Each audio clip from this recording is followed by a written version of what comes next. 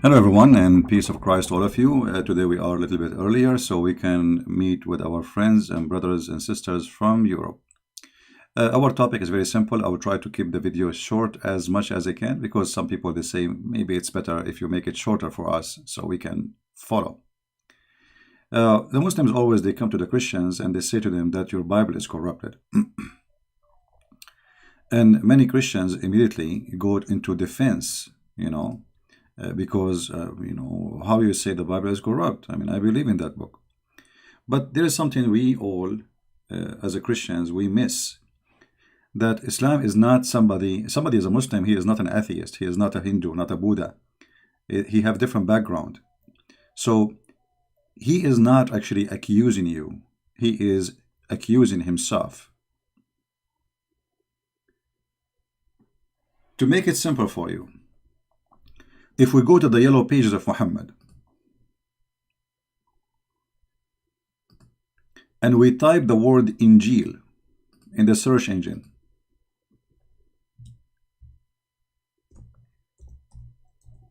Injil, you will find the word appear many times in the Quran, claiming that Allah is the one who sent the Injil. You see, the Muslims, they translate the word as Torah, but they translate the word as gospel, which is false translation, by the way. Because you cannot change the name if it is coming as Injil. Why you use the word gospel? And having that word there is a big problem for the Muhammadan. However, starting with the point of accusation that the Bible is corrupted, that is something against Islam, not against me. Because as long as the Muslims agree that this book is sent by Allah, the question is, how stupid Allah to the point anyone can corrupt his book? Because responsibility of the book preservation belong to God, for this is his book, not my book. You see, when I say the Injil is my book, this is not accurate, because this is the book of God. So the one who should preserve the book is the author of the book. So if the Muslims saying to us that the Bible is corrupted, they are shooting at their God, proving to us that Allah is a fufu fifi mimi.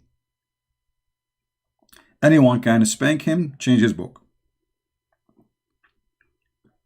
So if you are speaking to a Muslim and he says to you the Bible is corrupt, say to him, okay, the Bible which Allah he sent is corrupt. In a second you will see he changes mood, he will change the topic.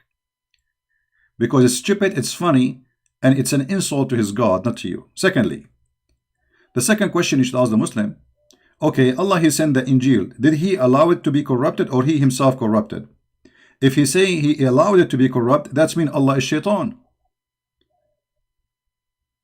Because the purpose of this book to be sent is not to corrupt people, it's to help them. So if Allah allowed the book to be corrupted, that means Allah himself is using his book to corrupt society. By allowing someone to play with it, he is a partner of the crime. If I allow a man to rape a woman, I am no different from the rapist. Do you understand me? There's a man who rape a woman and there's a man who allowed a man to rape a woman. Both of them are partners.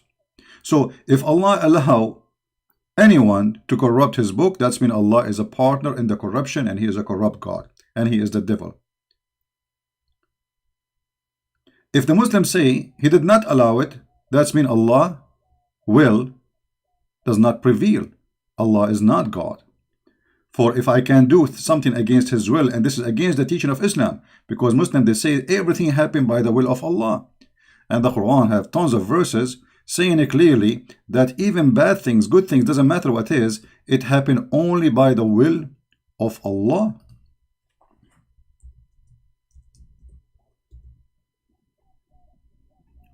All those verses confirming to us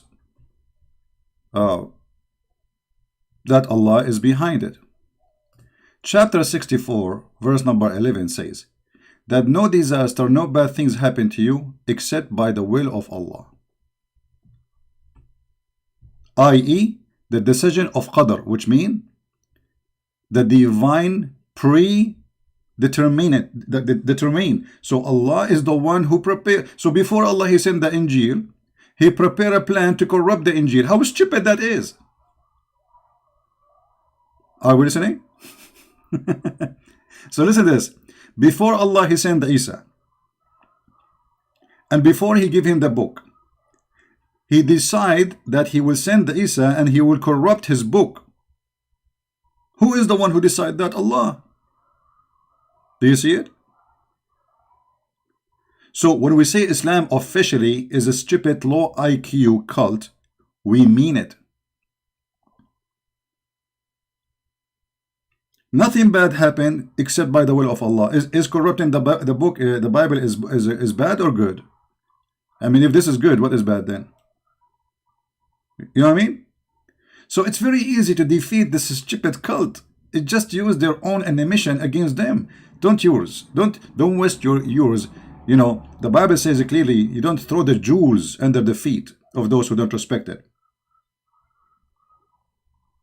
And the purpose of this accusation is just to insult the Bible, because their prophet is not there, except he is the false prophet. Secondly, how in the word Allah He used the word Injil? You know, the Muslims, one of the funny things about Muhammadan, they are like people who repeat the same word, but they don't know what the word means.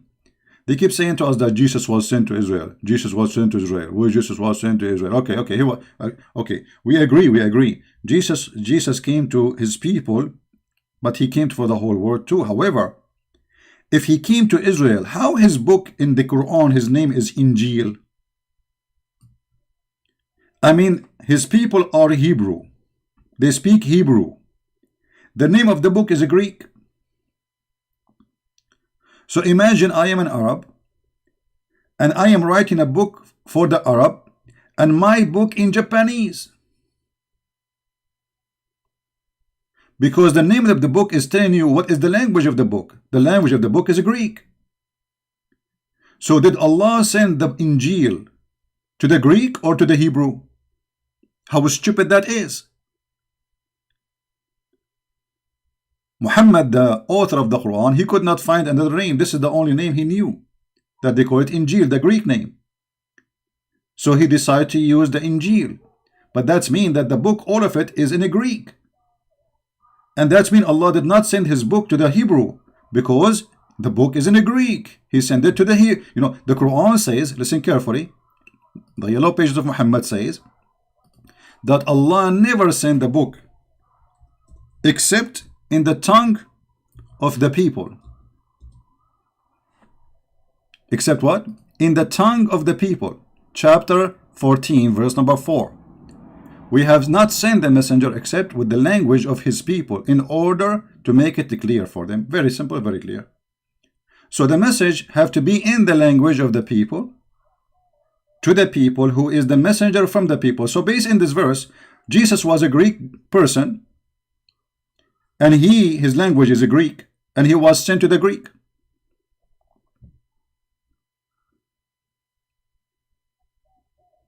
Is the message clear, guys?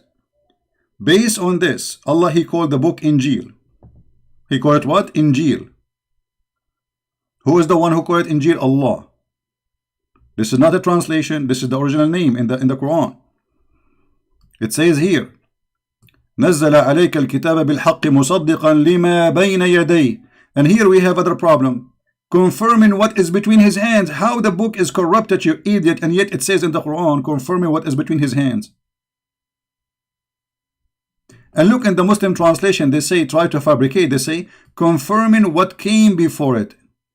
It doesn't say that in Arabic. It doesn't say that, CP. It says confirming what is between his hand.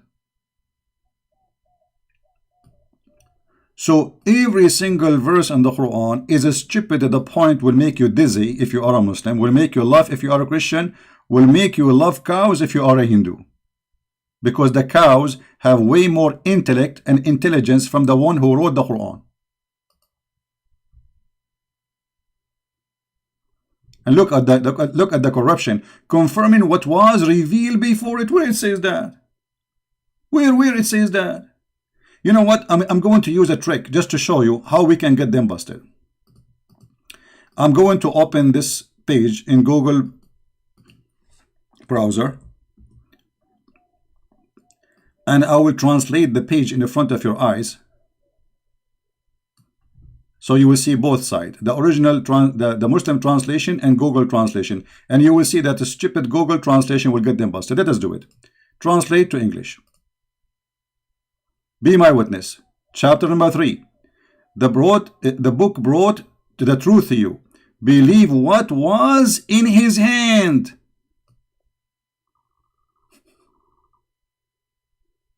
The word was here is actually ma bayna yadayhi. What is between his hands? Do you see it? So the book is between their hands at that time. So how the book is corrupted? And this is in the time of Muhammad. Muhammad confirming what is between his hands. If we go to different verses in the Quran, we will see the Fufu Muhammad, he is even getting himself faster in the quicksand. So he say,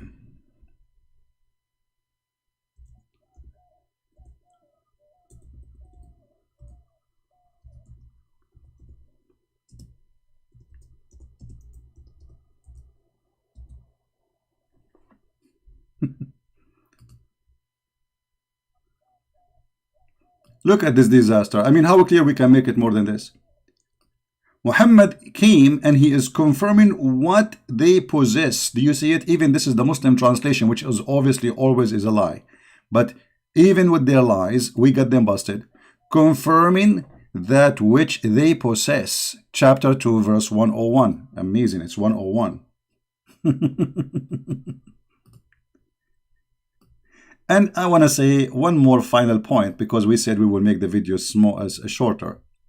If we go in the hadith, we will find Muhammad taking oath in the Torah, proving to us again that Muhammad is a fraud.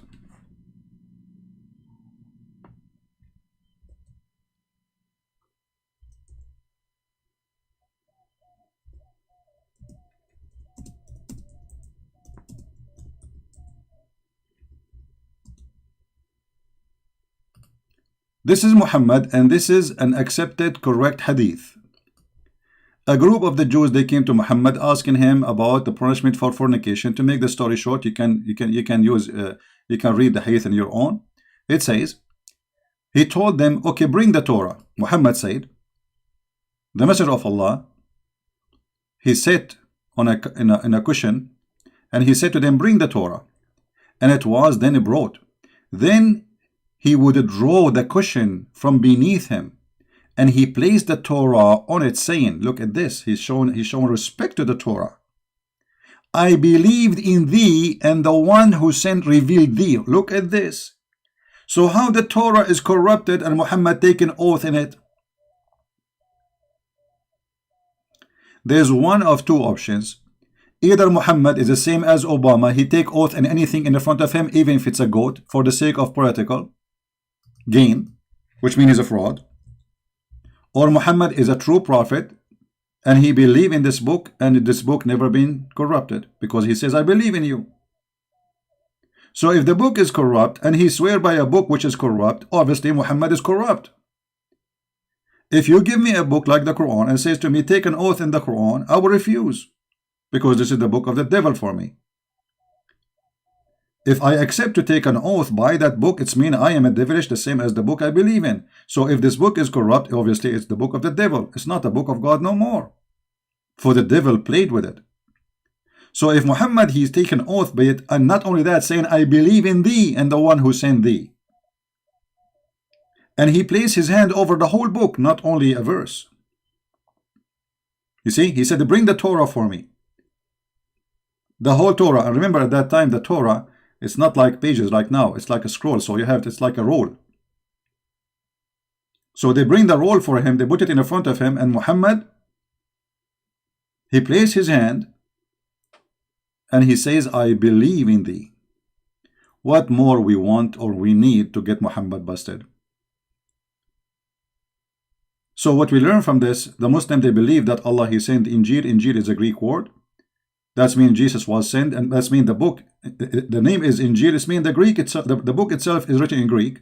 That means Jesus was a Greek, sent for the Greek, because the Quran confirmed that Allah never sent a messenger unless he speak the tongue of the people and he give them message in their language, as you see, chapter 14, verse number 4. The Quran confirmed at the same time that no bad things happen except by Allah leave, by previous determined predestiny of Allah, which means Allah, he made decision before he even sent the Isa to corrupt his book, if this is true, which means Allah is the devil himself. For the one who is a partner, the one who allow a crime, and this is a crime against himself, not against someone else. This is a crime against his book. And this book will deceive millions, billions actually. There's more than 3 billion Christians believe in Jesus as God. So based on this story, the one who allowed the book to be corrupted is Allah, and Allah is the reason for deceiving 3 billion human beings. I mean, the devil, he could not do that. Allah is more powerful than the devil. He is he is the master of the devil. He is the first devil. In the top of that, the Quran saying clearly in many verses that Allah, he confirmed, Muhammad, he confirmed what is the Christian they possess, but this is contradiction for all what Muslims claim.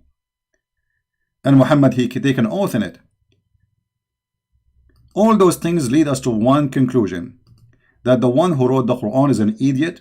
He changed his words, depend in the situation. So when he is trying to get close to the Jews, he respect the Torah, he gives the Torah, he bow down to the Torah. When he that's it, he do not need the Jews, he want to kill the Torah, he want to kill the Christians, he want to kill the Jews, he do not need them no more.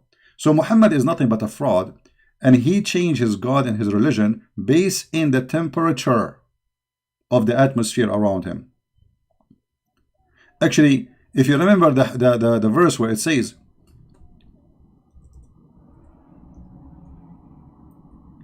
that Allah said, chapter 2, verse 106, nothing of our revelation we abrogate or cause to be forgotten, but we bring something better or similar. That's a very stupid statement. I mean, you abrogate it and you make them forget it to bring something similar. That's stupid.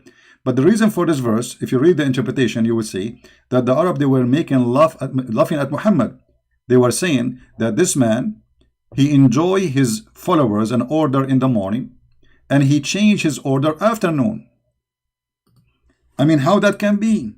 How fast God, he changed his teaching. You see, we are not talking about a prophet, he came after another prophet, like 10 centuries after. We are talking about a guy, he say in the morning, this is halal. Afternoon, he says, no, don't do it, it's not halal. And the Arab, they were laughing at him. And why Muhammad is doing that? I'm trying to open the website, but it's taking time. This is the corrupt King of Jordan website, never work, as usual. You know, this guy, his book never, his website never work. All right.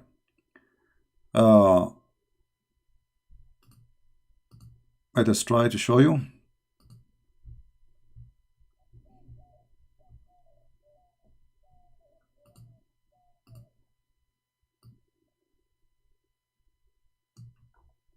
Read carefully with me. This is not, you see the funny, this is written by the Muslims' hands. Look at this. This is Tafsir al-Jalalain, and this is the official website of the King of Jordan, who is the most corrupt person, for he is obviously claiming to be from the children of Muhammad, which is very funny, proving to us how corrupt Muhammad is. Even his seeds are very corrupt. When the disbelievers began to laugh at the matter of abrogation, saying that one day Muhammad enjoy his companion in one thing, and then next day he forbid it. What is this? What happened? What happened? If Allah, he wrote his book before even he created the earth, how Allah, he sent a verse and then he changed the order of the verse second day? Don't you see it? Obviously this man, he have no dignity. He changed his religion as he wish. He says something, people laugh at it, and then he say, oh, what I did, this is poo-poo, let me change it before they laugh more at me. As an example, to give you one example of the poo-poo of Muhammad, is this.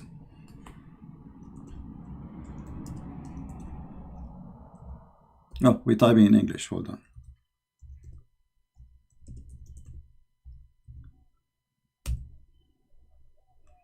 This is one of the poo-poo of Muhammad.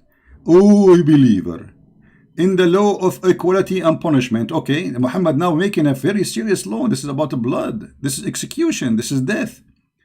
In the case of punishment, free for the free. Okay. Slave for the slave. Female for the female. This is justice of God. So if I kill if you kill my wife, I kill your wife. If you kill my slave, I kill your slave.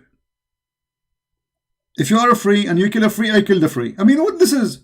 Muhammad, right away after he made this verse, people, they start laughing at him. The Jews, they start saying to him, this is not the law of eye for eye, you idiot.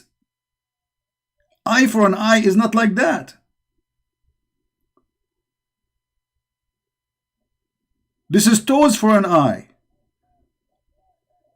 How in the world this man, he thought that this is the law of Moses, which an eye for an eye?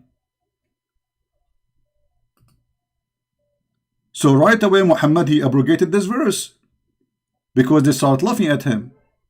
And this is a very serious law. I mean, this is about the punishment of crimes. How you change it overday? But because Muhammad is a fraud, he is a dummy. Whatever he say, the Muslim, they say it is yummy. And when you are a dummy, you find it yummy, for you are dummy, and what we can say more. So if a fool like Muhammad can fool you, how fool are you? If a fool like Muhammad can fool you, how fool are you? With this, I finish my video for today. I hope we learn something good. So when the Muslims accuse you of the Bible corruption, don't defend the Bible, just laugh.